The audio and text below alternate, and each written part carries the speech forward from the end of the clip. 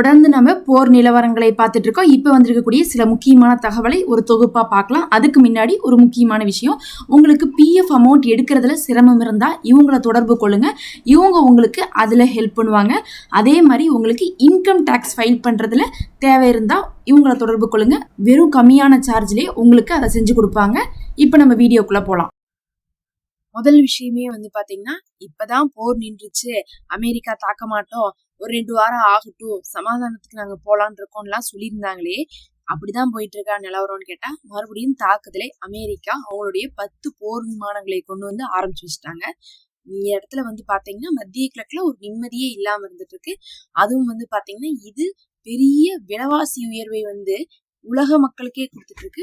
மறுபடியும் பார்த்தா இந்த போர் ஆரம்பிச்சிருக்கு. காரணம் என்ன அப்படின்னு சொல்லிட்டு பார்க்கும்போது, இந்த தடவை இவங்க சவுதிக்கு சப்போர்ட் பண்ணி அடிச்சிருக்காங்க. நம்ம ஏற்கனவே சொன்னோம், சவுதிக்கு இருக்கிறது 2 ஆப்ஷன் தான். ஒன்னு பாகிஸ்தான், இன்னொன்னு அமெரிக்கா. இவங்க 2 பேர்த்திலையும் தான் சவுதி டீல் போட்டு வச்சிருக்காங்கன்ட்டு.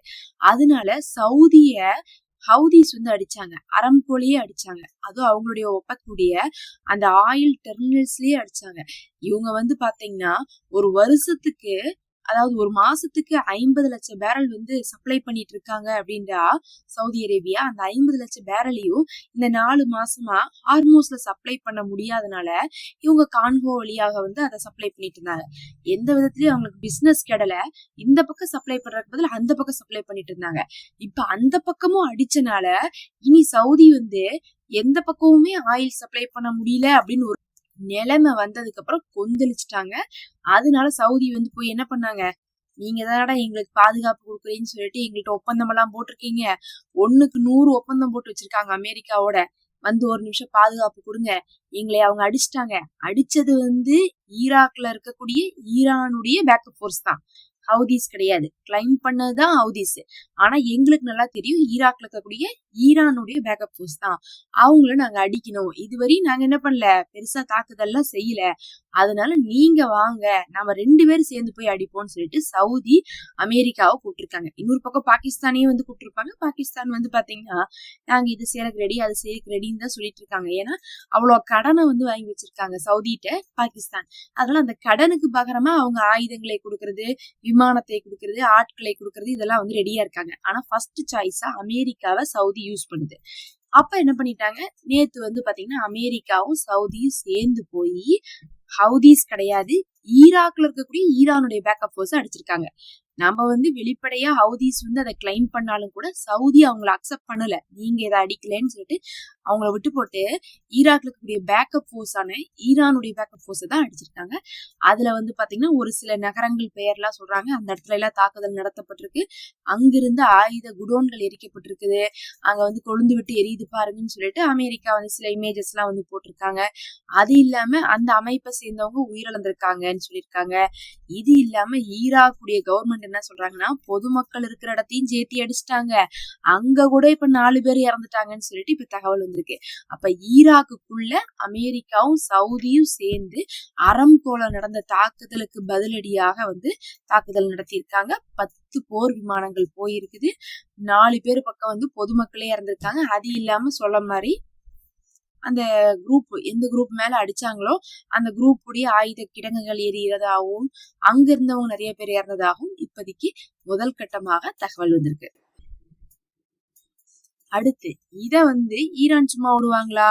அவங்க கண்டிப்பா பதில் கொடுப்பாங்க. ஏன்னா ஈரான் சொல்லிதான் ஈரானுடைய பேக்கப் ஃபோர்ஸ் சவுதி அடிச்சிருப்பாங்க. அப்ப இப்ப சவுதி அமெரிக்காவும் சேர்ந்து அவங்களை அடிச்சா கண்டிப்பா அந்த பேக்கப் ஃபோர்ஸ் வச்சு என்ன பண்ணுவாங்க, பதிலடியும் கொடுக்க ஆரம்பிப்பாங்க. ரொம்ப முக்கியமா ஹவுதிஸாவது பதிலடி கொடுப்பாங்க. ஏன்னா ஹவுதிஸ் தான் கிளைம் பண்ணிருக்காங்க. அப்படிங்கும்போது அவங்க ரெடியா இருக்கிறாங்க.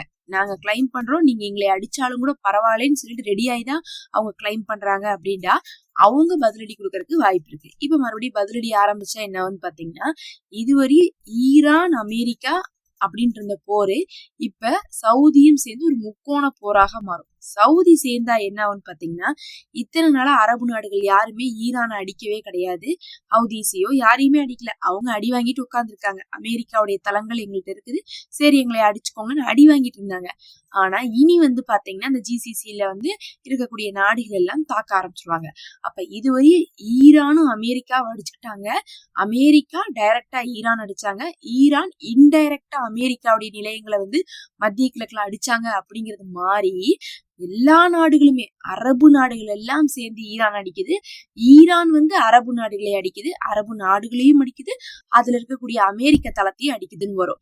இது வந்து பாத்தீங்கன்னா ரொம்ப நாள் பிளான். அமெரிக்காவுக்கு இப்படி ஒண்ணு நடக்கணும், அப்படி ஒண்ணு நடந்தா அவங்களே மாத்தி மாத்தி அடிச்சுட்டு சாவாங்க, நமக்கும் அதுக்கு சம்பந்தமே இல்லாம போயிருமே, இது எப்பதான் அமையும் சொல்லிட்டு எதிர்பார்த்தாங்க. முதல் வந்து கூப்பிடுறாங்க அமெரிக்கா சவுதிய, கத்தார, யுஏஇ, பஹ்ரைனு, ஜோர்டானு எல்லாரையும் கூப்பிடுறாங்க. வாங்க போய் நம்ம வந்து என்ன பண்ணலாம், ஈரானோட சண்டை போடலான்னு கூப்பிட்டதுக்கு, நாங்க எதுக்கு ஈரானோட சண்டை போடணும், உங்களுக்கும் அவங்களுக்கும் தானே பிரச்சனைன்னு சொல்லிட்டு இருந்தவங்க இப்ப ஹவுதிஸோட உள்ள பிரச்சனையில ஆரம்பிச்ச பிரச்சனையில தொடங்கி இப்ப வந்து அரம்கோ வரி தாக்குதல் நடத்தப்பட்டதன் காரணமாக அவங்க போருக்குள்ள நுழையிறாங்க. எப்படியோ இன்டைரக்டாவது அமெரிக்கா ஆசைப்பட்டது இப்ப நிறைவேற மாதிரியான நிலைமையில இருக்கு. இது வந்து மத்திய கிழக்கு நாடுகளுக்கும் முஸ்லீம் நாடுகளுக்கும் எந்த விதத்திலயுமே நல்லதே கிடையாது. சவுதி வந்து பொறுமை இழந்து வந்து அடிச்சிட்டு இருக்காங்க. இது வந்து பாத்தீங்கன்னா பெரும் பரபரப்பா இருக்கு. அதே சமயத்துல இவங்க அடிச்சிட்டாங்களே, ஈரான் விட்டுட்டாங்களான்னு கேட்டீங்கன்னா, ஈரான் உடனே பதிலடி கொடுத்துட்டாங்க. எங்க கொடுத்துட்டாங்கன்னு பாத்தீங்கன்னா, ஜோர்டான்ல இருக்கக்கூடிய அமெரிக்காவுடைய நிலையத்துல கொடுத்துட்டாங்க. நாம வந்து ஹவுதிஸ் வந்து இதுக்கு பதிலடி கொடுப்பாங்கன்னு சொல்றதும், ஈரானுடைய பேக்கப் போர்ஸ் ஈராக்ல இருந்து பதிலடி கொடுப்பாங்கன்னு சொல்றதும் தனி. அவங்க இனிமேல் கொடுப்பாங்க, விடமாட்டாங்க. ஆனா ஈரான் இப்பவே கொடுத்துட்டாங்க.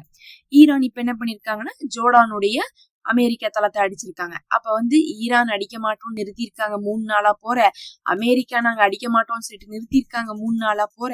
ஆனா இப்ப பாத்தீங்கன்னா 2-3 நாள் கழிச்சு ஆரம்பிச்சதுனால இவங்களும் அடிச்சு அவங்களும் அடிச்சிருக்காங்க. இது ஒரு அடிதானா, இனி அடுத்தடுத்த அடி இருக்குமாங்கிறது இனி சவுதியும் அமெரிக்காவும் எடுக்கிற ஆக்ஷனை பொறுத்து. ஈரானை பொறுத்த வரைக்கும் என்னன்னா, நம்ம ஆரம்பிச்சோம் செஞ்சுக்கிட்டே இருக்கிறோம் அப்படின்னு இருக்கக்கூடாது.